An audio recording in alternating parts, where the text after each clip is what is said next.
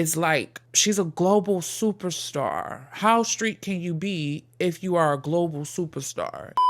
Barbs, I come in peace. I'm telling the people to stream. People stream Pink Friday 2 right now everywhere. What are your favorite songs? I want to know your favorite songs on the album. What do y'all think of the album? Did y'all like this album? Was this album for y'all? Do you think that this was Nicki's best album? You're about to find out my thoughts very shortly. Yo, it's your girl Nicki Minaj. You know what I'm saying? I am the baddest bitch on the planet, in case you did not know. Hey, what's up, almost bottoms and girls of the world? Kenny here, and bitch, I'm back for another video. I am the last bitch that needs a mic. Don't nobody need a mic after me. And for this video particularly, I'm the only real bitch coming from Gag City. So I want to start off with saying that I typically don't talk about like celebrity culture, celebs and stuff like that. I have like way back when in the past, but I stopped doing it because it's hard for me to comment specifically on people like Nicki Minaj, creatives, artists. Past that, I think it's just hard for me in general to comment on another bad bitch. So know that everything that I'm about to say in this video is coming from a very careful place. I have said with the album, I'm going to be talking about Pink Friday 2. I'm going to be talking about like the era as a whole, and just a few general thoughts on Nicki Minaj. I talk with my hands a lot, so just get used to it, bitch. Am I a barb? I don't know. This is just me saying I'm a fan of hip-hop, specifically female hip-hop. Past that, I'm a fan of music, and Nicki Minaj cannot be erased. But at the same time, I'm not about to get up here and act like this album was the best thing since sliced bread. It was not, but it was not a bad album. A lot of people always comment on the music back then and how the quality of music way back when was more of quality versus the music today. I think the music way back when had a lot more space and air to breathe. I didn't like this album at first. I didn't, but it grew on me fast. Don't do quick reactions. You get me? At first, I was in the city next to Gag City. I wasn't in Gag City at first, bitch. I'm gonna be honest, bitch. Let's get to the album, and then I'll get my general thoughts after. So let's start with, are you going already?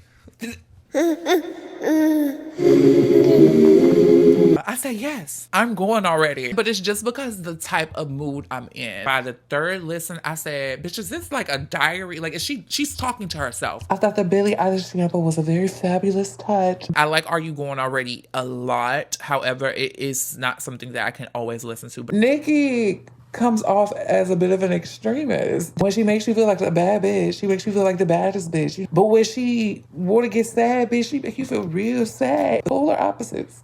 And for that reason, I can't always listen to this song. I don't want to be sad. This song made me want to cry, honestly. Her and All Things Go are literally like in a boxing ring, clocking each other upside the head, bitch. Big Barbie, dangerous Barbie, Barbie dangerous. Immediately, the switch of moods. I said, Nicki, do you want us to feel a little bipolar? She ain't get the shit wet first. Let's go on a killing spree then, bitch. It was at this point in the album where I realized that she was putting on her gym shoes and extending her run. This gave me mixtape Nicki. It gave me she's loaded up or loading up. Like, she's not completely over the grief. Like, the energy of the song. She's not over it, but she's taking that energy and she's transforming it into her art. It's like Nicki is literally an alchemist. Name a rapper that can channel Big Papa and push out Papa Bear, how I am mother of the year. What Nicki did for hip-hop is not only open up the marketplace for women, it open up the marketplace for you niggas too, let's be honest. But Barbie Dangerous is crazy good if you're listening to what she's saying. Nicki is like rapping. Next song, Fuck the Club Up. High heels on my tippies.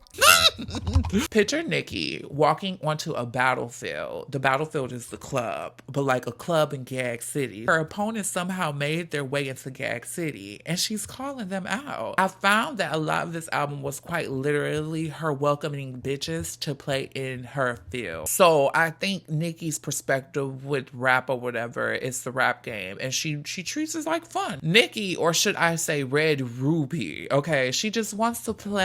The same energy that Nicki be having for these women, I wish that she would have it for some of these niggas. And I say that because it's these dudes, it's these men that didn't really protect Nicki's legacy. At least with the girls, if they go around flaunting off her things, it's a continuation of her legacy. No one, like, these girls are not trying to erase Nicki Minaj's legacy. Some of the dudes behind the girls, maybe so. I don't know all that tea. But it's not the girls. And if anything, like, I think Nicki Minaj and the rest of the girls should realize, or they probably all do realize this, especially Nicki Minaj. Nicki Minaj just wants you bitches to know that she was the Don Dada. But it's a sisterhood regardless. They will always be a part of each other's legacy. Lil' Kim and Nicki Minaj will always be a part of each other's legacy, whether we like it or not.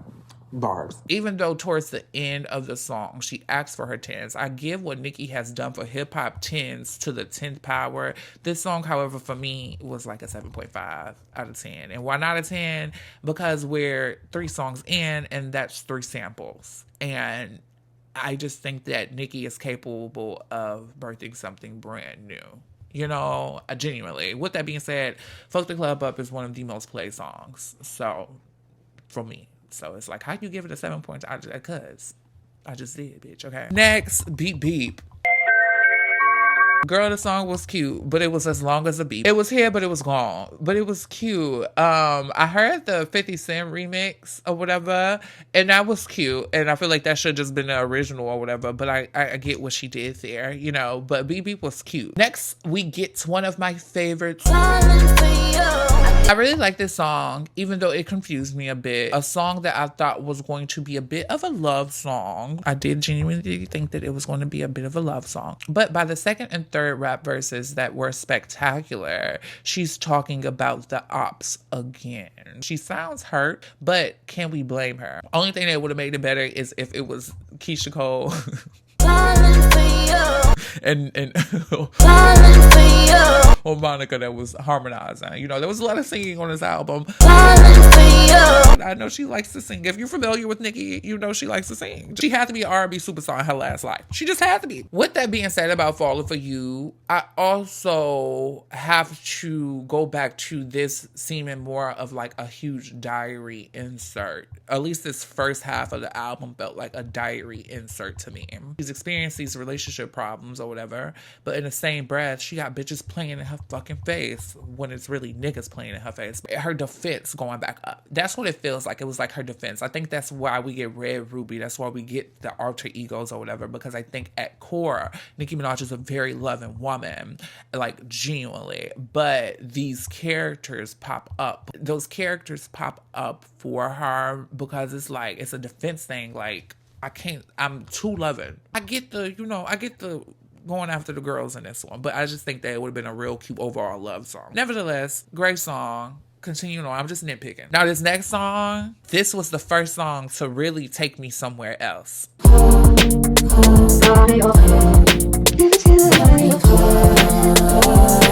Let Me Calm Down took me somewhere else. I said, this is different. For Nicki, for me, there's something about this feels different. I sonically adored this moment, even though her voice wasn't clear here those first few days. It made me feel very good. It felt fresh for Nicki. It was a great follow-up with Falling For You. From my understanding, the song was about her nigga tripping, out here making the kidneys of the world look real bad. J. Cole verse here is single-handedly the most important male feature on the album. I could be biased because I love J. Cole. And the Wayne and Drake effect isn't as fresh as this moment was, but in the context of adding a different element to this album, J. Cole delivers. He's helping tell a story that I assume Nicki is trying to convey. Then she has to tell herself, let me calm down. I don't want to fight you also, Kenneth. Cole steps in and gives him a pep talk. Most of the times, men only understand men. At this point, something in my brain had clicked, and I was like, this Cole verse may be to Kenneth Petty, but this Cole verse is also to you other niggas in this industry. You niggas don't even want to understand women. Y'all don't know how to, y'all don't like women. The next song is R&B. And my genuine thoughts about R&B is that R&B was a filler track just to have Lil Wayne on the album.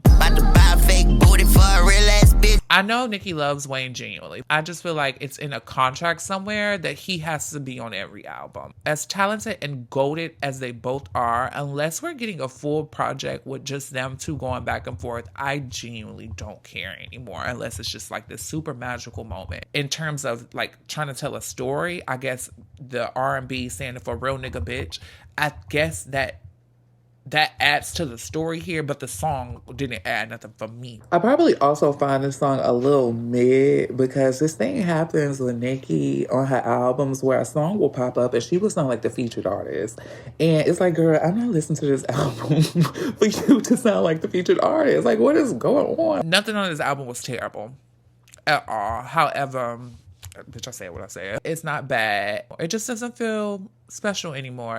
And then I said, poor Tate, no name. I said, I think a more known person paired with these two would have made this moment more interesting for me. Someone like a Tizo Touchdown. It wasn't special to me, especially for an album with the name Pink Friday too. It just wasn't special enough for me. Very cute name. The name Tate Cobain is like, that's kind of iconic. But sir, I feel like we don't know you for a reason. After writing this down, I found out that he was an artist like on her label or something. Nicki, it just didn't stand out for me. It just didn't. Higgins and Young Dolph's R&B cleared. But my last thoughts on R&B was Wayne had a very cute verse, I guess. In the context of storytelling, I guess Nicki is sticking by her man. She's sticking by Lil Wayne and she's sticking by Kenny Petty. And that's how we get to the next song, Pink Birthday. Now, at first, Pink Birthday was another filler for me. Not too much to say about this song, but in the context of storytelling, after the grief, after the anger of people having her fucked up comes pleasure. After having an argument with her man, she said, Zaddy, let's make up. I'm sorry. Let's make up, big head. Let me show you some appreciation, big head. I'm about to make you feel like it's a pink birthday, big head. It's a special birthday. Let me wipe it. Pink Birthday has grown on me tremendously. Pink Birthday has grown on me.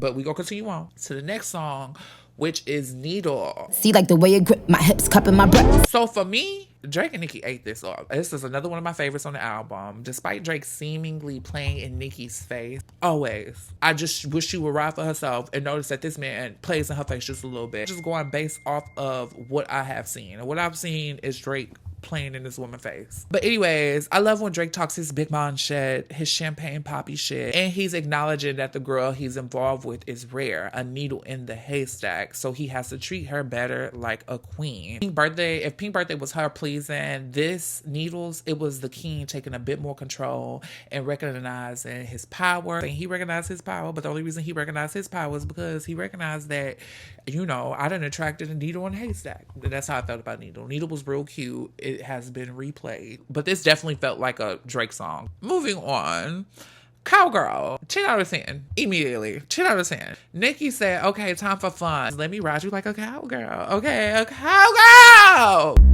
Just wanna get drunk tonight, and I'ma ride a cowgirl. Let me tell you something. When Nicki jumps into her hip hop bag, that's when you bitches should really run. I love the other bitches, but you bitches could never. The only girls that could come close to Nicki when it comes to hip hop is Doja and Iggy, and probably not so much so Iggy, because I think Iggy's image has just been completely tainted in the public eye.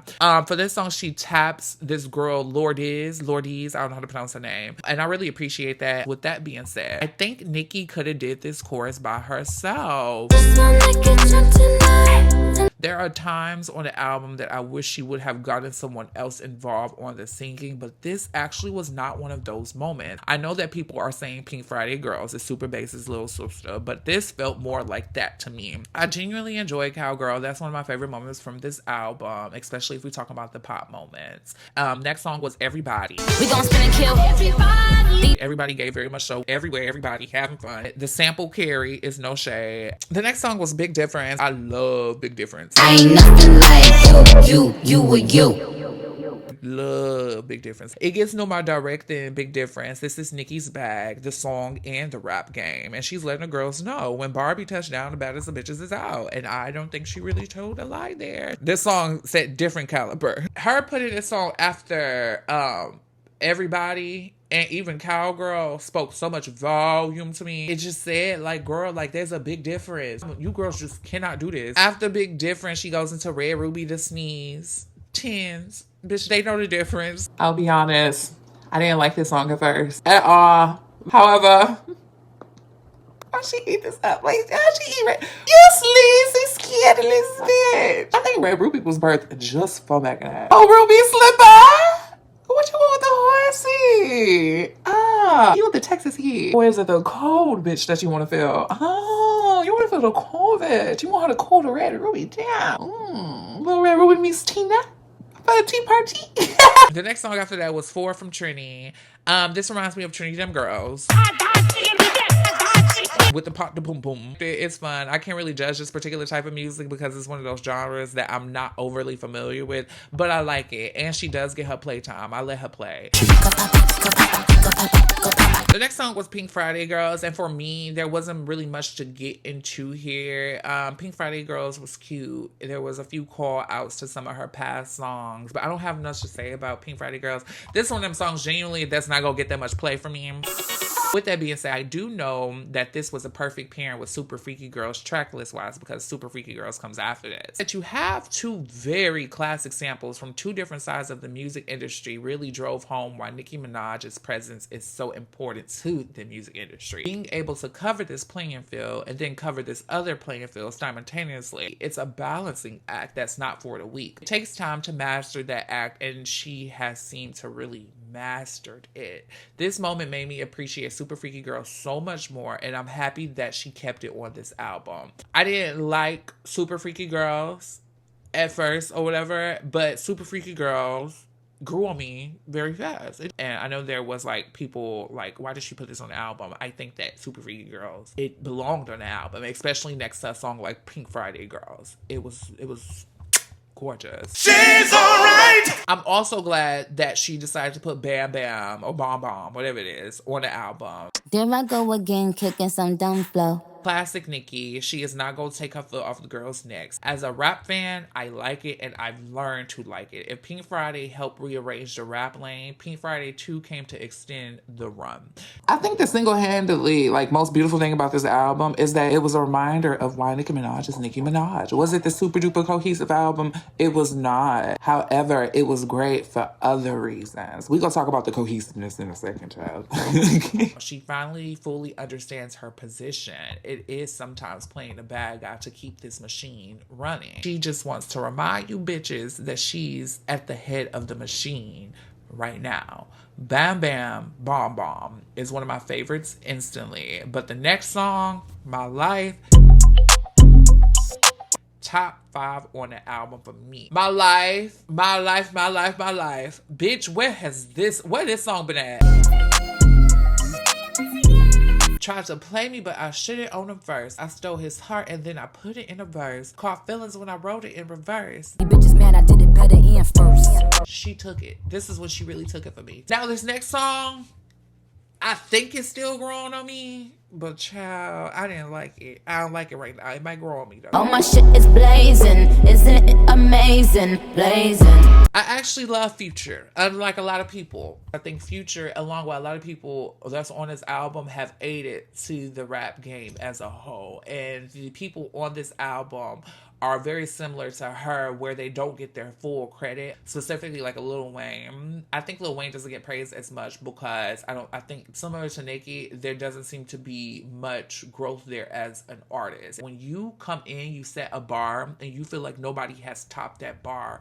Where do you grow from there? Who is your inspiration after that? I think that's what Drake deals with or whatever when it comes to the way people kind of try to punk him out. When you are the bar, where do you go from there? You know what I'm saying? Do you become like a Beyonce, which is a completely different conversation because Beyonce is no rapper, but there always seems to be some element of evolving with Beyonce. And I cannot say the same with Nicki, because by the time I got done with this album on the first few initial listens, I was like, there is nothing just super new and super fresh here. The problem I think a lot of times with hip hop is that hip hop gets stuck in a fucking box, which is why Drake would put out an album like Honestly Nevermind and it not be received well. It's funny talking about this and Nicki being a Barbie or whatever, because it's like Barbie got stuck in a box. And I have to mention that like that because I think that there was something new to be birthed here with Pink Friday too. However, I don't think that it was birthed. I think that it's like still in the stomach of Nicki somewhere. I think there are other girls that have that power to do so now. You know what I'm saying? But Nicki doing it could have been a lot more impactful. I also have to add that I felt like a lot of this album felt like Nicki Minaj pleasing to the Barbs, or just pleasing to a lot of different audiences, and it not feeling true to who she is. The moments that felt true to Nicki felt really good, but there were moments in this album where I felt like Nicki doesn't want to do this type of music anymore, or at least that's the way I perceive based off of what she has shown in, you know, public eye. Like a Pink Friday Girls. It just didn't fully resonate. It just didn't. Cowgirl kind of resonated. I think Cowgirl resonated because she was rapping. Pink Friday Girls, it just felt like it was almost unneeded in the album. But at the same time, because it was paired next to Super Freaky Girls, I understand it more. But it doesn't feel authentic to who Nicki is anymore. And a lot of this album didn't necessarily feel super authentic to who Nicki was anymore. That's where we get to her trying to recreate the moment that was Pink Friday instead of birthing something new. I think I've made the point. Nicki's music is a part of a dying world. And I want to say dying world and not stuck in a period of time, because I don't feel like her music is stuck in a period of time. It's just stuck in a dying world. And like, I feel like there's a new world for Nicki to explore. That's the best way for me to describe it. Maybe Pink Friday 2 is like death to this old world though. You know, homage to this old world. Her appreciating her fucking self and giving herself her fucking 10. I think it's even bled into her personal life also. And I think there are certain energy blocks there, even when it comes to her running back to Kenneth Petty. Sometimes I feel like I just be reading too much into it, but I also feel like I'm just a consumer of music in totality. And like, I'm just a smart bar. And sometimes I'm an energy reader. Wait, no, not even energy reader. The bitch said it in Princess Diana. She said, I fell in love with a gangster. He keep me safe. Like a something. Yeah. But I'm up and mingling with Roman. He tried to get me. See? Roman, leave me alone. I know that true love exists. I know that you could be in love with somebody years later. Bitch, I think I'm still in love with somebody. And I ain't seen that nigga in 3-4 years. However, there is a cloak of safety there, especially when you are a Black woman in this world, in that music industry where there are people going up against you. I think that is how we get Nicki Petty, and it's like the downfall of Nicki Minaj. Ooh, the title of the video, the downfall of Nicki Minaj and the rise of Nicki Petty, because I think that is representative of where she is in her life. I think this album is representative of where she is in her life. And before I get there, let me go back to the Kenneth Petty comment or whatever, because I'm not one of those people that's going to hold this man's past over his head or whatever. I do believe that people grow. I genuinely do that. I believe that people grow. But two things can be true at the same time. There can be growth there and no growth at the same time, which is why we had Kenneth Petty threatening Offset earlier this year, girl. I think a lot of times with Nicki, I think it's just a natural thing for a woman to play off of a man's energy, but you can hear the man's that she was with energy. Like she it's like she soaks up the energy and it ends up in the music. Which, anyways, continuing on, we'll talk about Nikki Hendrix. She might grow on me. And then after that, I stopped typing down because I think that's when like the album started getting like, okay, are we done here for me? There was Blessings, Last Time I Saw You, and Just the Memories. I thought the Last Time I Saw You and Just the Memories run really cute songs. Not much to say there. I already commented on Last Time I Saw You earlier. When Nicki gets into her emotional bag, it is very emotional. It feels very emotional. I cannot listen to Last Time I Saw You anytime because it immediately takes me back to different places and different humans in my life and things like that. Or it takes me back to my fucking father who has passed away now. Last Time I Saw You is very personal for me, so I can't even listen to that, but it's a beautiful song. One of her most beautiful songs ever, if you ask me. Blessings was cute with Tasha Cobbs. I like that Nicki reverts back to her faith, her spirituality. However, there was a tweet going around saying, Tasha, I love you, but I'll catch you on Sunday. That's exactly how I feel. And then Just the Memories was absolutely gorgeous. Sonically, that song was beautiful. Just the Memories. I thought it was a perfect way to close off the album. And yes. I'm aware that this album wasn't all about dissing no girls or whatever, but it is like a huge standout, especially when it's all intertwined into the rollout of the album, right? And then on top of that, I feel like having those moments, it doesn't make the light, girly, airy moments seem believable. You know, it don't make Pop Nika as believable to me. And I feel like that's why last time I saw you did not perform well, because it was like, bitch, we go from grieve to dissing bitches to arguing with our men to I mean, I guess that's life, bitch. Bitch, what kind of ride is that? Take me off. I'm malfunctioning. Place Nicki comes from when she talks about the ops, it seems very personal. It's just how it comes off. You know, it comes off like, I don't know, like she's just out to get blood, which is okay. But I will always say that I think there is some misplaced anger there. I think that Nicki genuinely is just a lover of rap music, clearly. And with being a lover of rap music, all these people and all these women have popped up, and some of them seemingly seem to like play in her face with what she loves. So I get the anger there, right? These girls are able to get a particular audience that Nicki hasn't always been able to get. When Nicki gets street, it's not as believable, and it's not as believable because it's like she's a global superstar. How street can you be if you are a global superstar? You know what I'm saying? And this album felt like a cross between being a global superstar and being a street bitch. The other girls, it comes off a little more authentic when they talk a little gangster or whatever.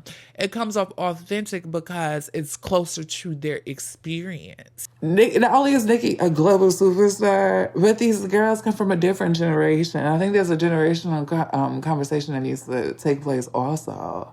Bitch, the girls go about things different. And Nicki, your way of going about things is dipped in a little bit more misogyny than these girls. It's a different street, Nicki. These bitches come from different streets. And I think Nicki's underlying problem with them is very much so you girls are getting all these accolades and success and things like that, things that I haven't even gotten yet, like fucking Grammys, which is crazy. Nicki should have a Grammy by now. But let's be very clear.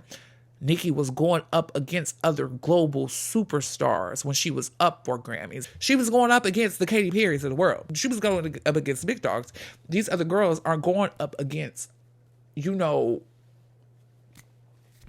I think what I'm trying to say is that it's like Nicki feels like they deserve more lashings too. And I think a piece of that is in the anger towards some of these girls. And maybe she's not even angry. Maybe she just wants to play with them. Like I mentioned all throughout this album review, is that I think Nicki just be want to play with these girls. And I feel like there's a certain respect. I guess she feels like they owe her, but they don't. They don't. Because if that's the case, Nicki, you do owe a lot of the women that came before you a lot more respect. Because wow, she built the Barbie house that is female hip hop. She was not the foundation of this Barbie house. There were construction workers and shit that came and laid the map out before she even came, and she elevated it to what it is today. You get me? So it's almost like, well, Nicki, baby, it's a reflection. Everything in your reality is a reflection. I'm gonna add this in on what I'm saying because I say this for the end of the video because I didn't want to make this a big thing. I think I know that is the case because from my alter ego or my other half, Kadiva has a Twitter page, right? When I tweet from Kadiva's page, I'm literally tweeting because Kadiva doesn't have many followers on Twitter and it feels like a more safe space to tweet certain things or whatever. So I tweet certain things from Kadiva's page or whatever. I don't have access to Kadiva's Twitter page right now, and there are probably tweets that I need to go delete. But from the Twitter page, I had tweeted something about Lotto's Put It on the Floor really making a rumble in the streets. And like, I hope that she knows that like, fuck the chart talk and stuff like that. Like, Put It on the Floor is making its way through the streets just because like, girl, it's what I seen. It's just what I seen. It was making its way through the streets. And I had tweeted this, and like a few days later, Nicki Minaj blocked me on Kadiva's page. Remind you that from my main Twitter page, Kenneth Senegal, from my main Twitter page, just like 2 weeks prior to me tweeting that from Kadiva's page, I had tweeted and said that I felt like Nicki Minaj is using Ice Spice, and I still stand by that. I feel like she was, one, using Ice Spice to get underneath Lotto's skin, but two, using Ice Spice because Ice Spice had a specific type of hype surrounding her at this point in time. Yeah, I'm going to use you. Why not? It's business. You know what I'm saying? I didn't mean any harm by that tweet. The Barbs dragged me. Nicki did not block me from that page. But she blocked me. She blocked Kadiva. And I know she don't know that Kadiva is me or whatever, et cetera, et cetera, et cetera. Kadiva literally has like under 200 followers on his Twitter page. But I think it was the Barbs that that found that tweet. How they found the tweet, I don't know. The Barbs are crazy. The Barbs are crazy. The Barbs are crazy. And I think Nicki constantly trying to please the Barbs will be her greatest downfall, because I think there was a classic album within Pink Friday too, but because she feels like she has to please so many audiences, it's what she leans into. She leans into the pleasing. And it's like, you don't have to do that. There was a Pink Friday 2 in Pink Friday 2. I just don't think we got it. This extends the run, but after this extends the run, I'm ready for her to step in the big dog arena. So anyways, you guys, I hope you guys enjoyed this video. I hope that I made a lot of great points in this video. I hope that you take something for yourself from this video or whatever. And I hope you come back for more videos. Comment down below. Let me know what else you want to see me do over here on the Heat Flawless channel. And we can have a good time going for it. I don't know what else to say, bitch. Love y'all. Go stream Pink Friday too. I'll see y'all soon. Whoo, I've been on here talking for almost an hour and 30 minutes. I'm pretty sure I'll edit it down, but whoo.